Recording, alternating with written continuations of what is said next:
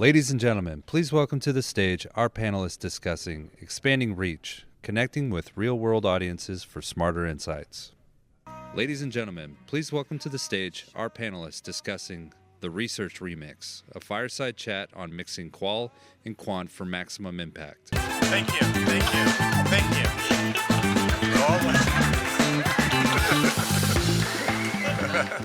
Everybody laugh really hard, so all those people think there's something funny happening. This is the place to be. This is the place to be, and whether you know it or not, there's a special surprise for everybody at the end. I'm lying, there's no surprise. But thank you so much for coming out and spending some time with us.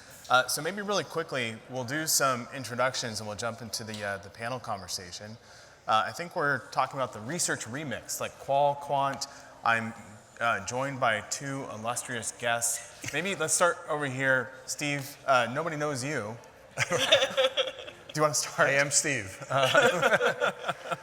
Steve Schlesinger, CEO of Sago, which is a data and information company focused much more on the collection side and reporting side. Operate all over the world and been in business for 50 plus years. 50 plus years, that's amazing. Yeah. And Nicole? I'm Nicole Mitchell. I am from Dynata. I am a senior lead on the research science team. So I've been with Dynata for about 25 years. And what our team does is research on research. We look at methodology, and then we have various input on industry initiatives and stuff like that. Yeah, and do we call you Dr. Nicole Mitchell yet? Not yet. Not yet. Three more years. Three more years, but working on a PhD, so doing better than the rest of us. I'm Rick Kelly. I'm the Chief Strategy Officer at Fuel Cycle. So Qual, Quant, let's kind of jump into this. Maybe we want to operationalize this a little bit, because we talk about mixed methods, and there's always been focus groups, there's always been surveys. When we're talking mixed methods, what do we mean? Nicole, do you want to take it? So when I think of mixed methods, it's really taking the strengths of Quant and Qual and putting them together to create like these rich, deep insights. And so basically like the strength of Qual is getting at like that, digging in, right? And the Quant kind of gives you that statistical rigor. So when you put those two things together, you get this really robust kind of insights for your clients. Yeah. Steve, anything to add? Yeah, I mean, the only thing I would really add is that, there is an enormous amount of data out there, not just in the survey work we're doing, but surely just across most organizations. And the idea to really understand the why has become more and more important. So this idea of understanding what data is really telling you and how you can really understand the emotion, the behavior behind it, I think is just becoming more and more important to the end client, to the user. Yeah, gotcha. And if I look out at our audience here, we're going to do a little audience participation real quick. If your business is primarily quantitative, can you raise your hand? Primarily quantitative? Who's primarily qualitative? All right, so we have two. We got two out of this room. And so for this audience, we're talking sample, usually we're thinking quantitative in nature. What's the relevance of talking about data blending, qual, quant, for people who are largely quantitative practitioners? Steve, do you want to start? Yeah, I mean, I think about it, we should all be designing and thinking about the strategies of our business around who is really using the research in the end. And when you talk to clients, I think you're just getting more and more sort of feedback and commentary on the idea that they're looking at both of these methodologies as really one methodology. This idea that, they may do quant and they may do qual, but for many studies, they're looking at how do these work together and how do they can create a richer insight for their marketing teams or whoever it is that ultimately is using the information. So, I just think that if we're not considering this, it's a mistake. Mm-hmm. And I think, of course, we're all going to have our specialties, and it's okay to not just specialize in one, but only do one. But I do think that the need and the ask of clients is really both in many regards. And Nicole, maybe kind of dovetailing on that, what is the job to be done? Because ultimately, I think this group here, we end up selling something to enterprises. I know you just did some research on using quant qual. What's the motivation for trying to get that blend of quant and qual together? So for me, the motivation was being able to tell a story. I think it's really important to tell a story because it actually helps clients kind of zoom in. So, like you mentioned, we did quant and qual research on understanding respondent experience. I can tell you like, oh, well, 50% of people find surveys long, but if I also add to that a video of a respondent talking to you about how it feels to go through a long survey, now you've gotten to like connect it, right? You see that real person that's taking your survey. With the numbers, it's just not enough. So if you combine these two things together, you're getting like a more robust story and that buy-in from the client. Yeah. Steve, anything to add there? Well, it was just funny when Nicole was just talking, I was just thinking about the fact that, Nicole's from Dynata, I'm from Sago. We were primarily a qualitative shop for the better part of our history.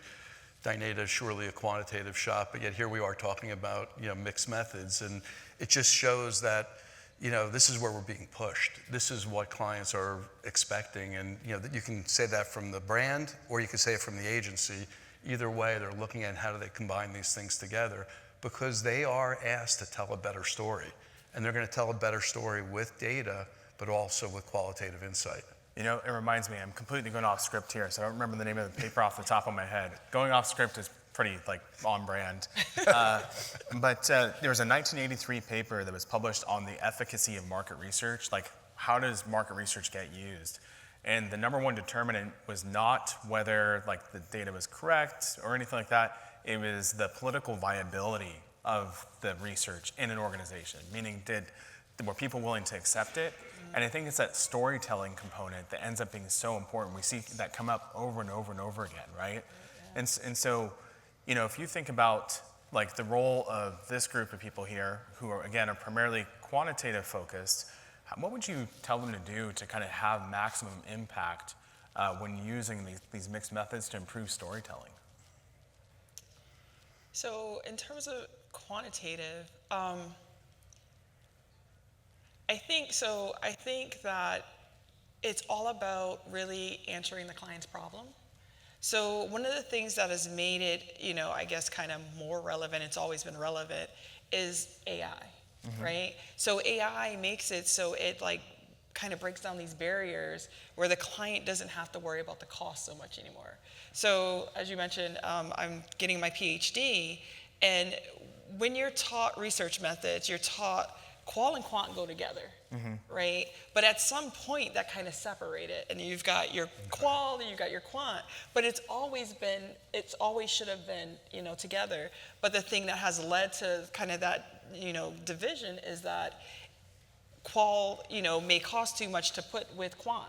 So I think that if you think about AI and how, you can, discussion guides, you can use AI to kind of help you craft a discussion guide for, moderation and that type of thing. I think that those things have broke down those barriers that we're able to kind of actually say to clients, hey, we can get you some really robust insights.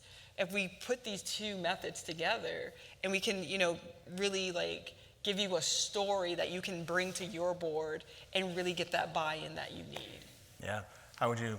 Yeah, I mean, the one thing I just want to sort of point out to maybe the people that are out there more than Nicole or myself is that, if you're, a carpenter, everything is a nail. And I think, if you're a quant-only person or you're a qual-only person, do you only think about it through that lens when that lens may not really be solving the problem of the client? So, if you can think about this more holistically, really based on how you solve this problem, how you get the best insight, you're then going to approach it in a way that's going to tell you what should be the proper design or what should be the approach here.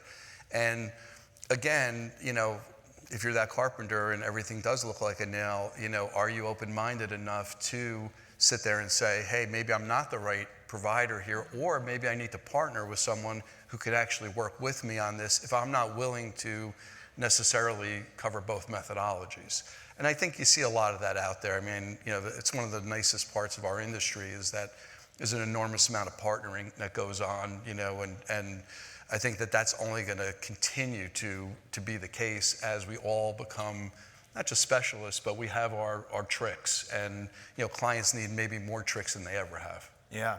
So maybe without giving away trade secrets or anything like that, you're on the quantitative side doing more qual. You came from qual doing more quant. What would what advice would you offer for companies that need to explore, kind of follow the business pull to do more mixed methods? What would you encourage them to do to kind of diversify their tool set? Yeah, I mean, partnerships for sure.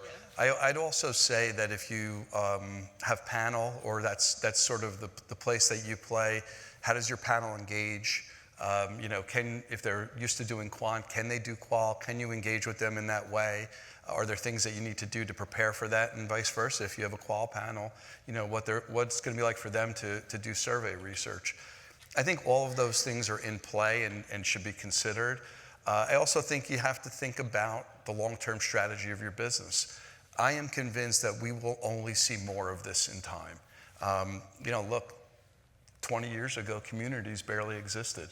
And today they are such a big part of a research methodology out there for most clients. So, things change. We need to change with them, and we need to be prepared for them, whether it's through partnership, through development of our own, and just understanding, if we don't, what risk are we taking? Yeah. Nicole, how about you?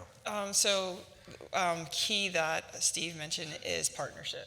So when I was doing that project, the thing that I needed to recognize was that I'm not a qual researcher, right? So I can't just sit there and say, it's like someone saying, oh, I know how to write a survey, and has no idea, no background in survey design. I couldn't sit there and say I knew how to moderate an interview, be a moderator. So I think that that's really key. If you're coming from the quant side, recognize that partnership is necessary, because you're not just going to figure it out overnight. Yeah, it's okay. I don't know how to moderate a panel, and here I am doing it. So we're good. We're good. But so if we look forward into the future, I think I looked up the SMR 2024 kind of research report. I don't remember what it's called, but they have like the industry revenue breakdown. I think if we looked at like primary market research, it's something like 25 billion is quantitative in nature, and about like 3.5 billion is qualitative. If we flash forward 5 years from now, how is that mix? What's growing faster? What do you see as the opportunity space for attendees here? So I don't think the percentages may vary all that much. I'd like to believe that there'll be increases in both. And I think Quant has always, or has been for a long time, the faster growing segment. I think that what has happened over the last, probably let's call it 5-ish years or so, is that there's just a lot more really interesting technology and platforms that really help qualitative research. So, we can now do Qual at scale, which we really couldn't do before. Nicole mentioned we could do Qual in a less expensive way many times. I don't know if there's going to be such a shift of one versus the other, but I think what I'd like to believe is that there is going to be this shift of them working side by side more.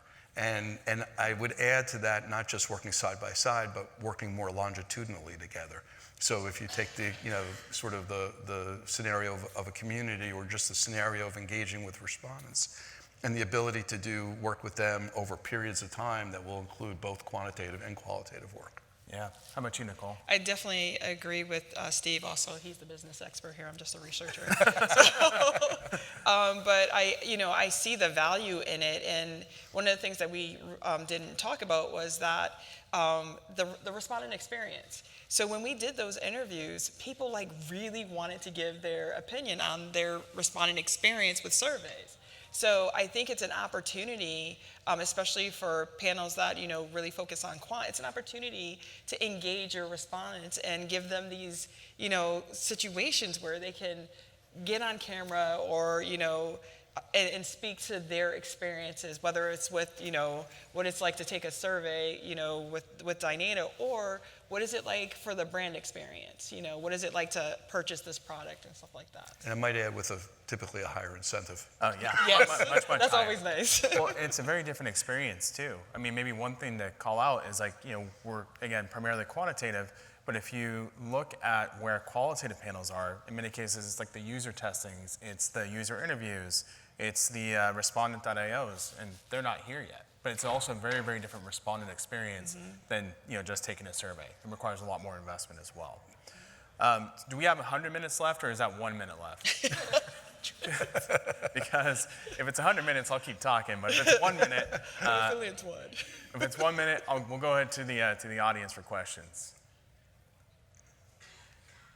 I think stunned silence. No questions, Bob? Nope. All right. Well, good stuff. Anything you'd like to add with closing remarks? Yeah, I just think that, I think it's a great way as we, think about AI and the changes and the landscape of market research, that this may be, one of the paths that we can take to, kind of make things better, right? Yeah, I would just encourage everybody to keep your eyes wide open, understand that, our world today could look very different in the next 30 to 60 days, and surely in the next 3 to 5 years. Gotcha. Sorry, the timer's wrong. You have 15 more. Oh my God. Amazing. They've reset. We're now in the second quarter. Yeah, Okay. that's right. Where do we go from here? I know, exactly. You got any good jokes? I do want to add one thing, because Nicole mentioned this thing around panel and engagement, and I will say that it's really interesting living with historic Qual panels that are now being used for Quant, and response rates that we get and engagement that we get is very different. It's not sustainable for everything, and Qual panels are typically smaller and still can create challenges surely around, sort of low incentives and, the things that you might get through other means, which, we also utilize those other means.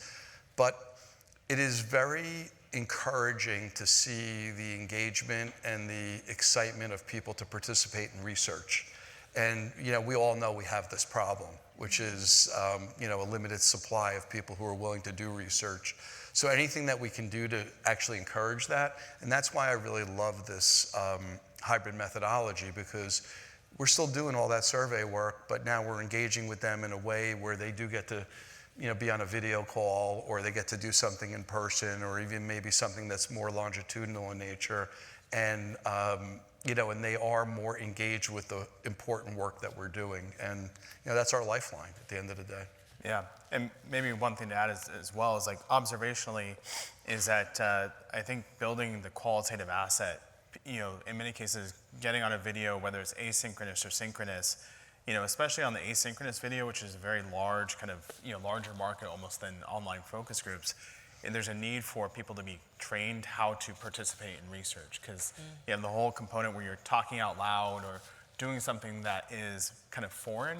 And like the need to adapt and to train respondents to be able to be comfortable in that environment is very different than just clicking a button on a survey. Right. One of the things that I wanted to note is that when we think of Qual and Quant together, it doesn't necessarily mean that it has to be like a moderated interview. It could be something like, we have a product called Quant, where basically it's you have an open-end question, people respond to the open-end, but then there's like this prompter that kind of like, oh, I noticed that you said this, and it kind of like digs in a little bit deeper. So one of the great things about that is that instead of asking like 5 questions to every single person, because we know open-ends, as the open-end goes through the survey, people start to be like, yeah, they start, okay, orange, that type of thing. But, having that kind of experience of like, oh, wait, somebody's actually talking to me, whether it's AI or not, it kind of like changes the, I really want to give my opinion on this. Somebody's listening to me. So I think that's one of the things that, it doesn't necessarily have to be traditional qualitative, where like it's focus group or, but we can use things like quant to get those additional insights. Yeah, great point. Anything else to add? Nothing from my end. Not from your end? No, I got nothing.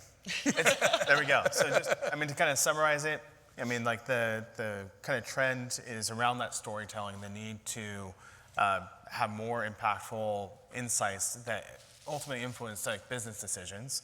I think for this audience, it's being aware of the business opportunity and thinking about how you treat respondents. And I think, Nicole, one of the things you highlighted when you kind of shared your research with us earlier is that you really can maximize impact when you're blending the Qual and Quant. And if we're not having impact, we're not going to inspire action, and ultimately there's no need for insights. So with that, unless there's any last second questions, we'll go ahead and wrap up. I have a question. Yes. Can you guys talk a little bit about the generational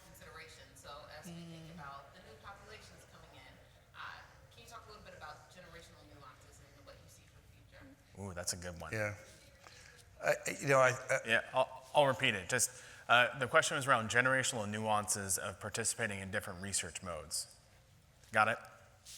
Yeah, so, what I would say is you surely have to think through method in terms of an engagement when it comes to different age cohorts. So you might approach a Gen Z different than you might approach a baby boomer in terms of how you might set up the qual. I think the survey, we've heard some people talk about nuances to design and or language used. But assuming we're going to just do a survey of some sort, I think the biggest change would be on the qual side would be, am I going to engage with this person in more of a text chat or more of an online thing? Am I going to do something in person? Is it going to be something that has limited bites to it because of time constraints and attention span even? So those would be the things that I would think through. Yeah, agreed. The younger generation, they tend to be more like, video focused, but that doesn't necessarily mean that they want to be in like video giving their opinions, right? So maybe something like talking to them through text. It's really hard to get Gen Zer or to pick up a phone. So just imagine, to be on video and like, oh, my son is, can you call the doctor for me? Like, you're going to be 29 years old. You can call the doctor, but you have to understand like their behavior is different by, like you said, by generation, and just kind of understanding that you may need to kind of customize as you talk to those audiences. But one thing I might add, and that you brought up an interesting thought in my mind that's completely tangential, is that we tend to think about the like qualitative primarily as video and like focus groups or some like video that's recorded, but there's so much unstructured data opportunity where it's the ability to utilize, photos and text and things like that are completely different methodologies. So, we do a lot of like these like photo diaries where people have the opportunity to snap a photo, and off-the-shelf machine learning libraries are so good that you can recognize brands and categorize and turn that qual to quant very, very easily. And so I would say, getting myopic around video and survey is definitely not the way to go. There's a whole host of data collection solutions that allow you to take pretty much anything that's unstructured and bring some structure to it as well. And I would just think of it as, what is fun for this audience? Yeah. What are they going to enjoy? What's going to make them feel like they're participating and they're actually liking this experience, and then they're going to want to do it again, but even more so, they'll do a really good job of whatever it is that they're doing. Mm-hmm. Yeah. Great question. Any other last minute questions? All right. Yes, I love it. I love it.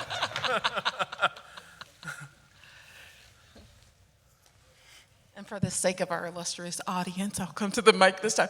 My other question is around social media. This might be more for Steve because you've been in the business since 1907, they say. So, but I'm curious about, social media's impact. So people's willingness to talk about things out loud at scale, call it, right, with all of the social data that we have and all of that. How, if at all, has that impacted our ability as an industry to get people to be willing to participate in surveys and the things that we do as an industry?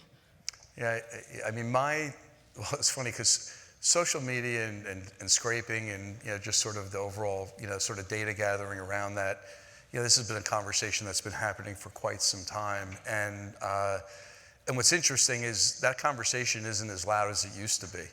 And I think the reason it's not as loud is because people are just doing it. It's just part of their, sort of their research, agenda, especially on the brand side. I mean, I think on the agency side, not so much, but, most brands have, social listening programs. They've got, data analytics that they're looking at.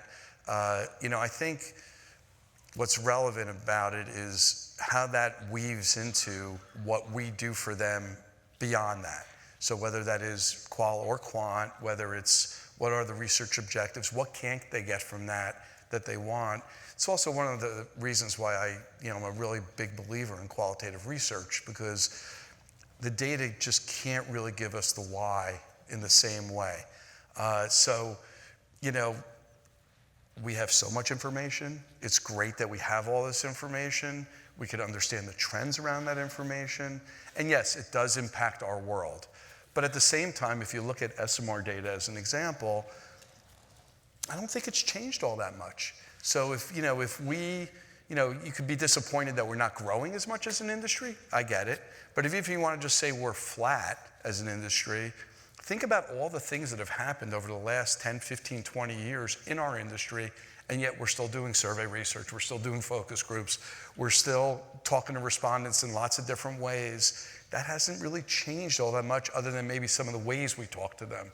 So, I always worry about things. It's like the AI conversation. I mean, AI is wonderful. I think AI is going to have an incredibly good impact on the work that research does and researchers do, and even more important, how brands evolve.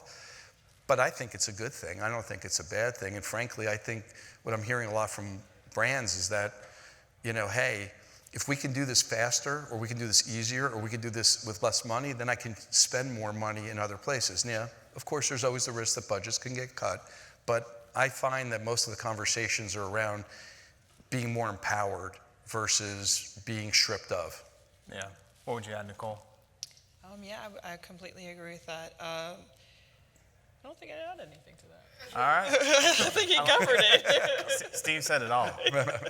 I will point out that even though Steve has been in the industry longer, I am balder than he is. I think there should be a shout out for how good I look at from 1907. You deserve it. You deserve it. Yeah. Any other questions? Any other questions? No, you can ask more. Because it turns. Pressure. Cynthia, you could just come up on stage with us. Pull the chair. Quite a bit of pressure. Sorry, guys. Okay, guys. Okay, let's see. What else is on my mind? Yeah, I mean, we've talked about a lot of it. I think there's this social, but I would love to hear a little bit more about perhaps threats that you both feel, because I personally have a lot of respect for both of you, so hence all the questions. Not me, you two. I don't know you yet. After some whiskey and some wine, maybe I hate you, so I just don't know you yet, but Cynthia. But what do you guys think are the biggest threats? There's the obvious, right? So we've talked a lot about data quality. I think that's a conversation that's been going on for quite some time. But aside from that, and aside from the obvious answer of AI, what can we be doing to protect the integrity of what we do? There's a lot of it that's going to have to come from the people in this room working together. So love the idea of partnership, which makes a lot of sense. But, what else could we be doing as practitioners and owners in this space to protect the integrity of our craft? It's a deep question. Yeah, that is a deep question. My middle name is Oprah. Kidding. Look, a lot of conversations around data quality. Obviously, if we produce good quality research, we have some protection. If we produce crap, we will be viewed in that regard. I think protecting our respondents and the people we talk to are really critical. I think the way we engage with them, the way that we compensate them, really, really important. And then I'm a big,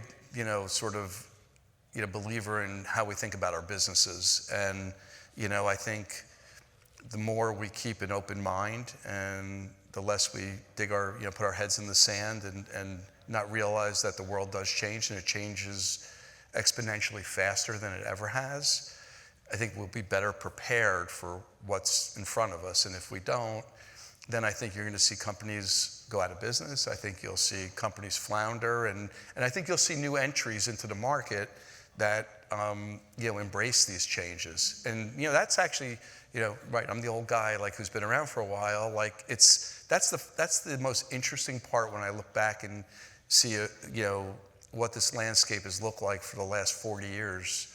And I think about how the companies that existed 40 years ago don't even exist today, and how some of the more interesting companies may only have been in business for 5 years or 10 years. And I actually think that's a really, really healthy thing.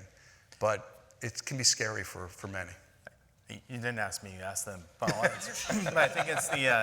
think I always go back to, what are customers buying from us? It's confident decision making, right? And it turns out, even with AI, like all the advances, you can do things faster, cheaper, but you still have that same level of confidence, that you would have if a human did it. And so, like there's a study published in Nature in November last year that had people rate the quality of poetry that was AI generated versus human generated, and how they reacted when they were told it was AI generated, or if they were told that the AI generated poetry was human generated. So universally, they rated the AI generated poetry much better than human generated poetry. And when they were told, then when respondents were told that AI generated poetry was written by humans, they rated it even higher, right? And so there's whole perception of craft and all these things and everything that we still have to deliver to customers. And it's that confident decision making. And I think for like every business practitioner, it's not about AI or not AI, or qual or not qual, or mixed methods. It's really about delivering confident decision making, and ultimately that's what we as an industry sell to our customers, right? Yeah. And I'm thinking in terms of protecting, what do we need to protect? The respondents. I'm a big proponent for providing respondents a quality experience. I've talked about this many times at different conferences. Tyler actually talked earlier about how he doesn't think it's a tragedy of the commons issue. And then I was just like, wait a minute, because I've talked about, tragedy of the commons so many times in terms of like, we have to treat the respondents better. I got to find Tyler later so I could talk to him about this. But I think that we do need to be protective of that pool of people that we have, because as Steve mentioned earlier, it's getting harder and harder, especially as you look at the younger generations, right?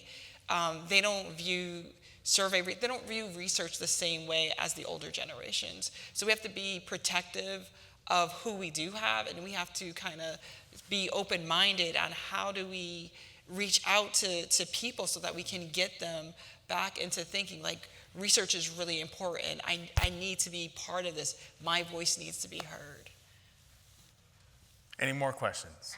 I think we're there. I think we've figured out how to drag 15 minutes into 30 minutes. You've got a minute. But yeah, I actually think we did pretty well at that. Actually, it worked. Well done. Well done to both of you. And thank you for the great questions. Yes. I think with that, we can wrap up. But thank you so much for your attention and time. Thank you, everyone.